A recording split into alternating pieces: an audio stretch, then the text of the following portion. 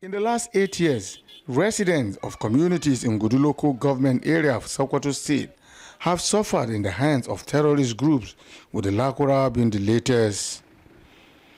Chairman of the local government, Buhari Kurdula, says the terror groups have been trying to indoctrinate with deadly ideologies, including making attempts to stop students from attending schools and engaging in all forms of anti-government activities similar to Boko Haram strategies. Before now, they invade us and retreat, but it seems they've been stationed here permanently to terrorize us. Theater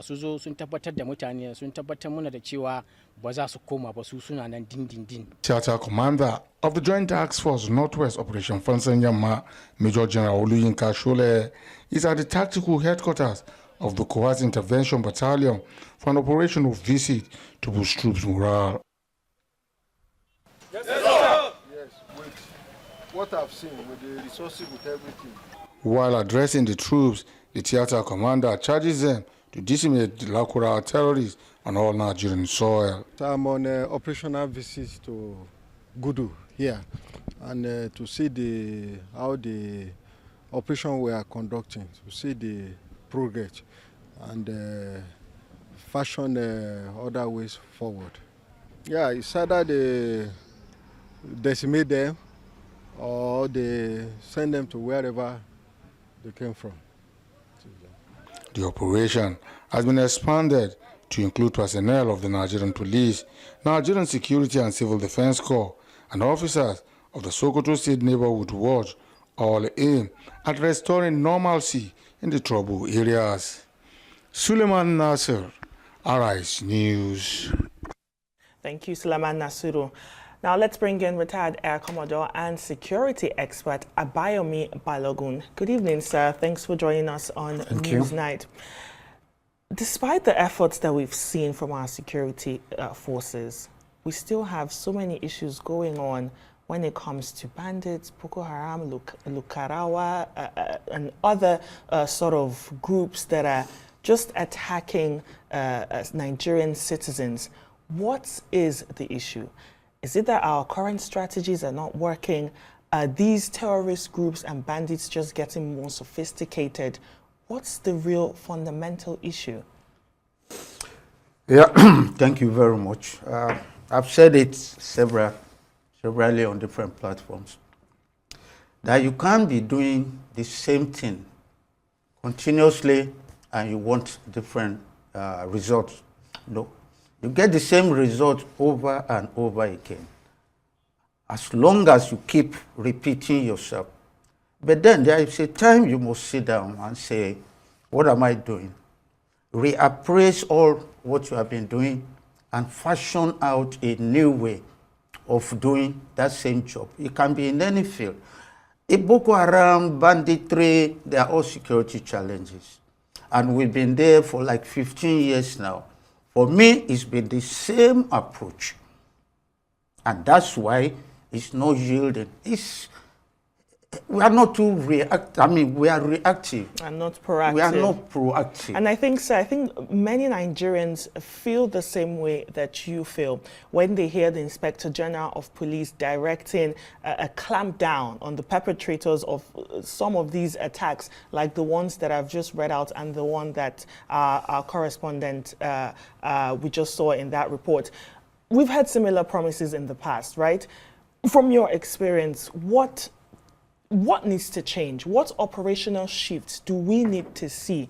Yes, like I said earlier, we have been reactive, responsive. But then what we need to do is to change that approach. We have been defensive, offensive. That's we sit down, let them come to us, then we repel them, we counter them, then we pursue them. No, we should go after them, which is called relentless pursuit. Don't let them stop. Don't let them breathe. Don't let them have time to plan. Continuously seek for them. You are not waiting for them. You are looking out for them. And we have the resources to do that. Look out for them wherever they are and continuously pound them until they tell you, we are not fighting again, we are surrendering, or you neutralize them completely. Don't give them room to sit down, re-strategize because you are now at peace, replan and come back for a counter. Now we are hearing what's happening in the Northeast that we thought were almost finishing. No, because we allow them. They are surrendering. And so what? Was that the end? No. What happened? You shouldn't have any full stop when you are in a military operation. It should be a comma, and you ask yourself, what next? What after this? What is the next thing to do? And you continue until you put the final full step. But we fight a bit. Once we send them away, we relax. And those guys, you can't kill all of them at the same time. So you must continuously look out for them. And that's why I say today we are dealing with Shekau. It took us a long time to get rid of Shekau. Now we are looking for Belotoji. Lukarawa is coming up. Another group will come up. We should sit down and fashion out a way which is available, which can be done. A way of dealing with the present and a way of preventing any future occurrence. That's what I think we should be doing. And when you talk about Lukarawa, we've seen a pattern of these groups, insurgents. They appear to strike with increasing confidence, I would say, targeting both civilians, security installations. And you have Lukarawa, they have this sort of strategy of where they give money out to people in the community, sort of gain their trust. I think they collect taxes, they post themselves on social media. How does that, or what do you think is the cause of that? You have poverty, you have people trying to sort of keep the peace in their community. How does this embolden these groups? They get emboldened because you allow them to plan, you allow them to rest until they are ready for you. So since you don't stem them at the onset because there's no enough intelligence to tell you that something is brewing, immediately it is brewing.